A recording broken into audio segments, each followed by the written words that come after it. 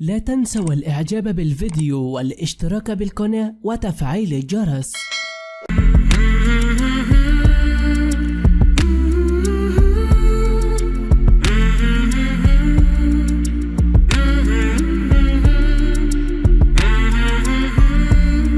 السلام عليكم ورحمة الله تعالى وبركاته. المناوي تلقيت أخبارا مروعة من ولاية شمال دارفور. أعلن حاكم إقليم دارفور مناوي أركو مناوي استمرار التصدي لمن ينتهك حقوق الإنسان وينهب ممتلكات الناس بلا رحمة. وقال مناوي تلقيت للتو أخبارا مروعة من مناطق الصيحة بولاية شمال دارفور تتعلق بجرائم اغتصاب ارتكبتها ميليشيات آل دقلو الإرهابية. وأضاف حاكم إقليم دارفور أن الجرائم والانتهاكات التي ترتكبها هذه الميليشيات قد تبدو للوهلة الأولى غير قابلة للتصديق، لكنها واقعة بلا رحمة مع المغتصبين والقتلة للمستوطنين، لكنها واقعة فلا رحمة مع المغتصبين والقتلة والمستوطنين. ودعا من المنظمات الدولية والأمم المتحدة أن تتحرك فور ملاحقة المسؤولين عن هذا المجرم محمد حمدان دقلو.